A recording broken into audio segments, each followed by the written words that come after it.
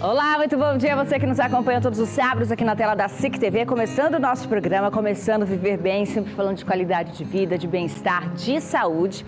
Então, a cada sábado a gente traz um novo tema e com a ajuda de especialistas, a gente leva informação para você que nos acompanha fielmente na telinha da SIC. Então, muito bom dia mais uma vez.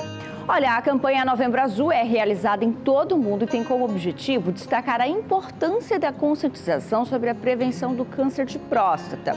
Isso ocorre porque, em muitos casos, a doença se desenvolve de forma silenciosa, sem apresentar sintomas visíveis.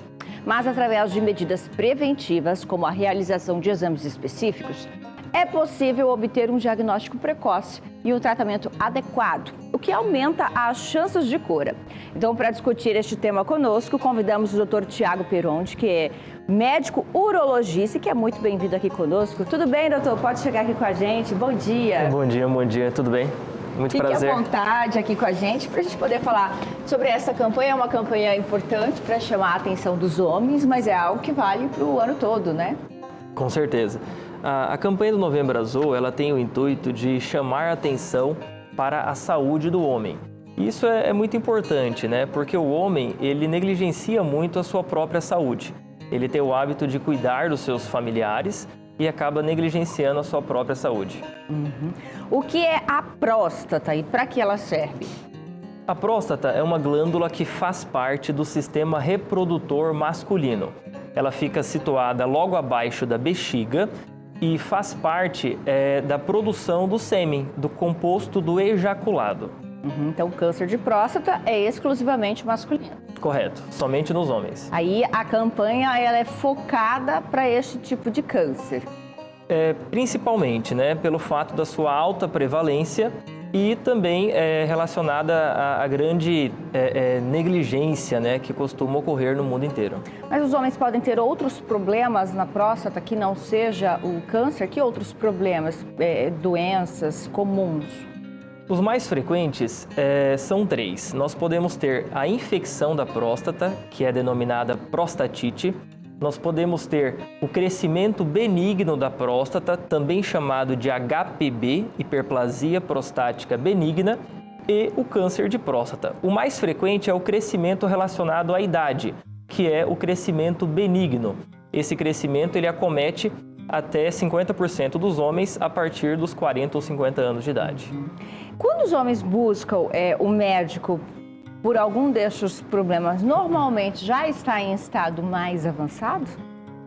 Então, com relação à hiperplasia prostática, é bastante frequente o homem procurar um médico já apresentando sintomas urinários. O câncer de próstata, ele só apresenta sintomas em estágios muito avançados. Então, ele é uma doença que, quando possui tratamento curativo, ela é totalmente silenciosa. Então, ao manifestar sintoma, o câncer ele já se encontra em um estágio avançado. Quais são os fatores de risco mais comuns para o câncer de próstata, então? Já que é uma doença silenciosa, existem ali perfis de homens que devem se atentar mais, que têm uma possibilidade maior? O mais frequente relacionado é história familiar e raça negra, tá? Existe um perfil genético de alguns indivíduos de raça negra que existe uma prevalência maior. Como é difícil a gente identificar esse perfil genético, a gente considera que todos os indivíduos da raça negra têm uma incidência maior. E história familiar, principalmente se for de primeiro grau, ou seja, pai e irmãos.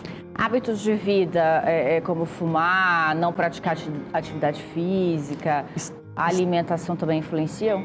Correto, estão extremamente relacionados também.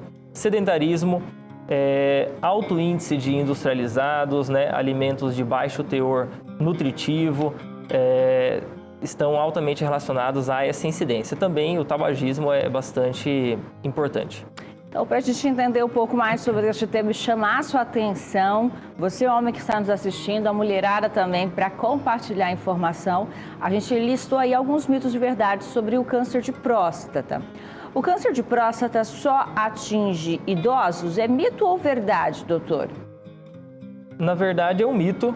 Ele pode atingir indivíduos a partir dos 50 anos, é a maior faixa etária, né, de prevalência.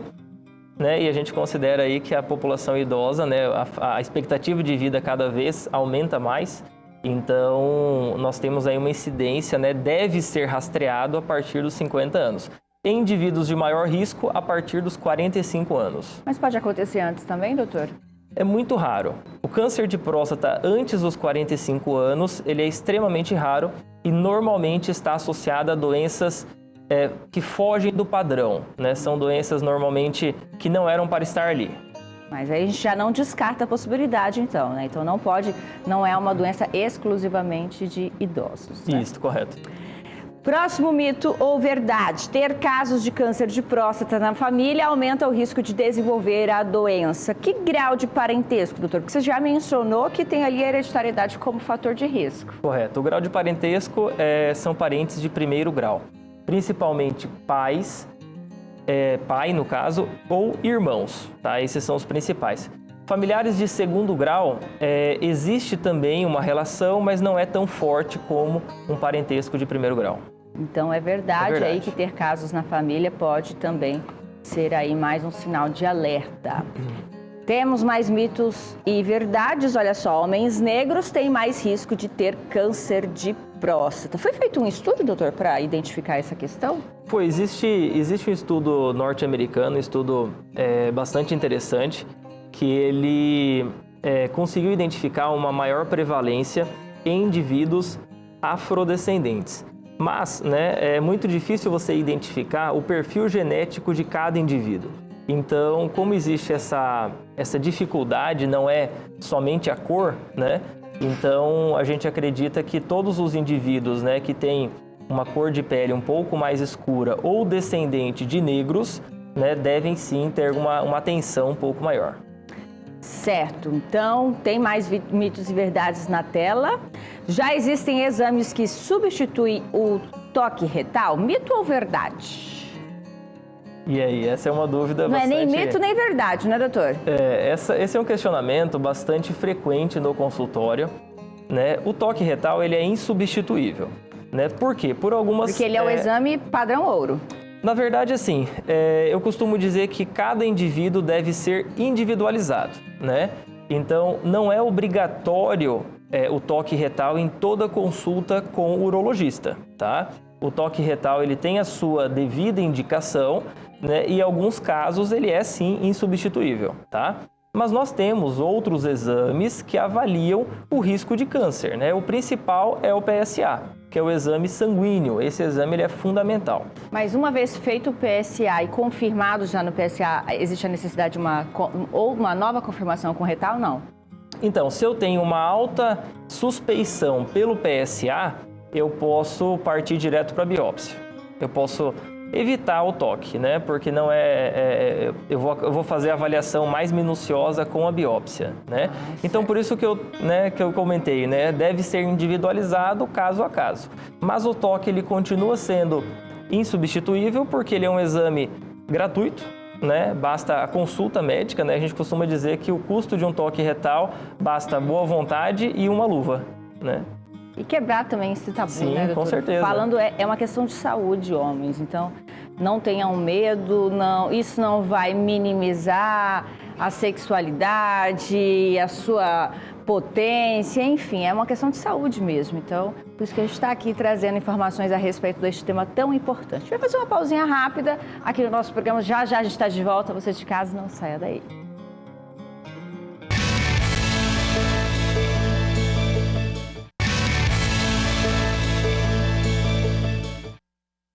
Muito bem, já estamos de volta com o nosso programa hoje falando sobre Novembro Azul e recebendo o urologista Dr. Tiago Peron de Virgílio aqui conosco para nos ajudar a entender um pouco mais sobre essa campanha, chamar a atenção dos homens para o cuidado com a própria saúde, quebrar tabus, porque no bloco anterior a gente estava falando sobre a questão do toque retal, né, doutora? E você, inclusive, comentando que é o exame mais barato, mais acessível que tem, né? Porque já acontece ali na própria consulta, apenas com uma luva e tudo mais. A partir de que idade você já sugere que o paciente, que o homem, ao buscar a consulta, faça o toque retal? Hoje a gente preconiza que o homem busque o urologista o mais precoce possível, né? Já existe a consulta urológica infantil, para meninos, né, para avaliar questões sobre o pênis, sobre a presença do testículo ou alterações genitais, né, que possam aí precisar de uma cirurgia para tratamento de fimose ou alguma alteração genital. Também com relação a orientações, né, de higiene, orientações familiares, existe também a consulta do adolescente, que é para orientar risco de doenças sexualmente transmissíveis, tirar dúvidas do adolescente sobre sexualidade, isso é muito importante. O adolescente muitas vezes ele tem muita vergonha dos pais, então acaba que com o profissional ele acaba tendo um pouco mais de liberdade e esclarecer, né, essas questões. E com relação ao adulto, eu costumo dizer que o urologista ele deve ser considerado como o médico do homem. Então, o homem deve procurar o urologista pensando em uma avaliação geral, uma avaliação generalista também, não só pensando em câncer de próstata. Então, é muito importante o homem procurar o urologista pensando em identificar alterações de colesterol, alterações de glicemia, alterações relacionadas à saúde como um todo, e a atenção maior voltada para a próstata deve acontecer a partir dos 40 ou 50 anos. Anualmente, doutora, você acha que os homens devem buscar fazer essa consulta a cada 6 meses? Depende de caso a caso, né? Então, indivíduos que apresentam alteração em idades mais jovens, eu devo acompanhar essa alteração, né, mais próximo, né? Então, a cada ano ou a cada 6 meses. Indivíduos que têm um exame totalmente normal, ele pode sim fazer uma nova avaliação em 1 ano ou talvez um pouco mais. O urologista deveria ser visto pelos homens como o ginecologista é visto pelas mulheres. Ter visita de rotina e de repente escolher um profissional para você ter uma fidelidade, um acompanhamento prolongado, até para criar uma intimidade e para saber mesmo questões da saúde. Então, manter essa rotina como ginecologista também deveria acontecer, né? Correto, isso é muito importante, né? A gente precisa criar esses hábitos na população pensando em saúde, não pensando em doença. Eu costumo dizer que existe uma diferença entre procurar saúde e procurar doença. Procurar saúde é quando você vai ao médico sem estar sentindo nada, buscando uma alteração de algum exame, buscando alguma alteração relacionada à saúde como um todo. Agora, procurar doença é aquele indivíduo que já infartou e já chega no médico depois que infartou. Aí eu não tenho mais como prevenir o infarto. Eu acabo somente tratando as sequelas, né, daquele problema, daquela doença. Para a gente chamar um pouquinho mais a atenção para o tema, então, vamos voltar aí a mais mitos e verdades para o pessoal de casa entender e refrescar a memória acerca do nosso tema de hoje. Tratamento do câncer de próstata causa impotência sexual. É mito ou verdade, doutor Tiago? Eu posso dizer que é um meio termo, tá? Depende do estágio da doença. Porque a doença, ela vai causar impotência. Então, aquele indivíduo que não tratar o câncer de próstata, ele vai com certeza tornar-se impotente decorrente da doença. A cirurgia ou outras opções de tratamento, quando realizado em estágios precoces, não causa impotência ou pode ter ali uma leve redução da potência, né, que é facilmente tratada com medicações, né, o próprio Viagra, Sildenafil, Tadalafil, essas medicações orais que são amplamente utilizadas pela população com impotência. Em indivíduos com doença mais avançada, esses sim acabam tendo um risco maior de impotência. Como é feito normalmente o tratamento? O tratamento existem 3 opções. Vai depender do estágio da doença e questões relacionadas ao paciente. Então, nós temos a cirurgia, que é a cirurgia de remoção completa da próstata, que existem mais de uma técnica, inclusive. Essa cirurgia ela é recomendada para indivíduos mais jovens, que possuem uma expectativa de vida maior e que não possuem risco cirúrgico elevado. Nós temos a radioterapia, que possui chance de cura semelhante à cirurgia, muito próximo, e que não tem os riscos de um procedimento cirúrgico. Então, aquele indivíduo que já possui problemas de saúde, problemas cardiológicos e etc., a radioterapia vai muito bem, porque ela não expõe o paciente a riscos clínicos exagerados. Certo. E nós temos também algumas medicações que podem não curar a doença, mas eu consigo controlar a doença de forma satisfatória. Assim como a diabetes, que não tem cura, né, e ela é somente controlável, né? Então é interessante essas opções e isso deve ser discutido no momento do diagnóstico e avaliado caso a caso. Certo. Mais um mito ou verdade na tela aqui do nosso Viver Bem, hoje falando sobre Novembro Azul. Câncer de próstata possui uma baixa taxa de mortalidade. Mito ou verdade? Verdade. A chance de morrer do câncer, ela é baixa, mas o câncer é muito frequente, né? Então, por que se preocupar tanto com a doença? Porque ela traz sequelas e ele aumenta, né, o câncer, ele aumenta o risco de morte por outras causas. Então, o indivíduo que tem câncer de próstata, né, incurável, ele tem um risco maior de perder os rins, de ir para hemodiálise, tem um risco maior de eventos trombóticos, de ter trombose, de ter infarto, de ter AVC. Então, todas essas questões clínicas, né, que levam ao óbito, elas são mais prevalentes em quem tem o câncer. Agora, morrer propriamente da doença, o índice é baixo. Certo, a gente vai seguir falando sobre este tema. A pausa é bem rápida aqui no nosso Viver Bem. Você de casa, não saia daí.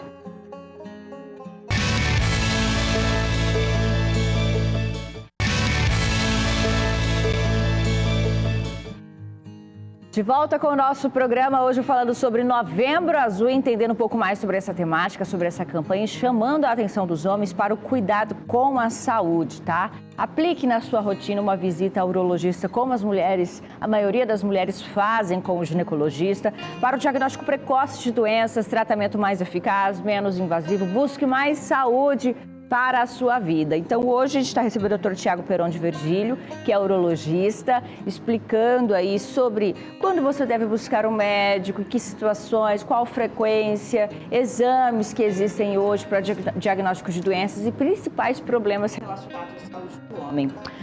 Doutor, vamos lá então a mais mitos e verdades para a gente reforçar esse tema e chamar a atenção do pessoal. Mais um mito ou verdade na tela do nosso programa. Próstata aumentada é sinal de câncer. Mito ou verdade? Esse é um mito, né? Eu comentei anteriormente, né? O aumento da próstata é bastante frequente com a idade e não tem relação com o câncer. Eu costumo sempre explicar no consultório de uma forma simplificada que o aumento da próstata ele acontece na glândula como um todo. Então, o canal da urina passa no meio da próstata. Então, o aumento da próstata está relacionado a alterações urinárias. Jato de urina fraco, despertar noturno, né, 1, 2, 3 ou mais vezes para urinar. Então, essas alterações urinárias estão relacionadas ao crescimento da próstata. Enquanto o câncer, quem cresce é o caroço, é o nódulo. Então, esse nódulo, ele não comprime de forma tão intensa o canal da urina. A próstata aumentada, ela chega a ser um problema que traz riscos à saúde ou vai interferir na qualidade de vida do paciente? Ele vai interferir na qualidade de vida e estágios onde o paciente apresenta retenção urinária, isso vai levar à lesão renal. Então, o paciente pode ter retenção urinária, infecção urinária, perder o rim, né, progredindo para uma hemodiálise e aí sim ter risco de vida decorrente à falência renal. Certo. Mais um mito ou verdade aqui na tela do Viver Bem, todo câncer de próstata precisa de tratamento. Esse é um mito. Sério, doutor? Mesmo sendo câncer, sendo maligno, não são todos que precisam de tratamento? Nem todos. Existe uma classificação de risco do câncer de próstata. Eu sempre falo para o paciente, é importante nós sabermos se existe ou não câncer. Após a definição se tem ou não câncer, então eu descobri que tem o câncer. Então agora eu preciso descobrir se ele é um câncer agressivo ou não. Se ele é um tumor que não é agressivo, eu vou utilizar um tratamento agressivo com que objetivo? Eu utilizo um tratamento mais brando, uma medicação, algo que seja menos prejudicial ao paciente. Então, se eu tenho um câncer mais agressivo, eu já preciso eliminar ele o mais precoce possível. Mas nem todo nódulo que aparecer na próstata pode ser câncer também. Não. Existem nódulos benignos. Correto. A maioria dos nódulos são decorrentes de hiperplasia, que é o crescimento benigno. E mesmo um nódulo maligno, ele pode ser um tumor de baixo risco, que não precisa de tratamento, somente necessita de um acompanhamento rigoroso. Porque caso aquela doença manifeste crescimento, eu preciso tratar precocemente. Se não houver tratamento, existe alguma forma daquele nódulo não se desenvolver ou a tendência é sempre ele crescer? Então, aí que tá. Se o tumor for de baixo risco, a chance desse tumor crescer é muito baixa, tá? Por isso que ele é classificado como baixo risco. Agora, quando ele é um nódulo de médio ou alto risco, significa o quê? Que ele tem uma chance média ou alta de crescer ou de dar metástase. Tem cura, doutor? Sim. O câncer de próstata, ele é curável em 99% das vezes quando detectado precocemente. Por isso, a importância da avaliação rotineira e do diagnóstico precoce. Não existem riscos de, após determinado tempo de tratamento e de cura do câncer de próstata, surgir em outra região do corpo nesse mesmo paciente? Sim, existe esse risco. Por isso que logo após o tratamento, todos os pacientes são acompanhados por no mínimo 5 anos de forma rigorosa, né? Então, inicialmente, esse paciente ele é acompanhado semestralmente, na sequência anualmente, e logo após o 5º ano, nós podemos acompanhá-lo a cada 2 anos. Qual que seria a sua mensagem final para o nosso telespectador, então, neste mês de novembro, doutor? Eu acho que o mais importante é pensarmos em procurar saúde, não procurar doença. Então, nós devemos ir sim ao médico pensando em ter mais saúde, ter mais qualidade de vida e prevenir doenças. Isso é o mais importante. Agradecer a Celibras, que está aqui conosco, nos ajudando a levar esta temática tão importante a todos os públicos, tá? Mais uma vez, obrigada pela parceria. E, doutor, obrigada por estar aqui conosco, viu? O tema realmente é de extrema importância. A gente precisa falar sobre este assunto, dar espaço para esse tipo de conteúdo, para criar, de fato, essa consciência na população em buscar mais qualidade de vida e tudo mais. Quem quiser te encontrar, pode te encontrar como? Hoje, o meu consultório, ele localiza-se ali no Instituto do Coração, na rua Rafael Vaz e Silva, com a Dom Pedro. Ali nós temos um centro de oncologia, onde também outros colegas, como a doutora Poliana, acho que já veio aqui no programa, temos também outros colegas oncologistas, né, e também especialistas na área, que fazem tanto prevenção como tratamento de doença. Nós temos ali o Instituto do Coração, que é um instituto referência hoje em cardiologia, então nós temos uma estrutura aí ampla pensando em saúde, não só pensando em doença. Aí a rede social do doutor também, para você que quiser aí entender sobre este conteúdo ou outros assuntos relacionados à saúde. E obrigada mais uma vez por você que está aqui conosco todo sábado na tela da SIC TV. O nosso Viver Bem encerra por aqui. Sábado que vem tem mais. Tchau, gente!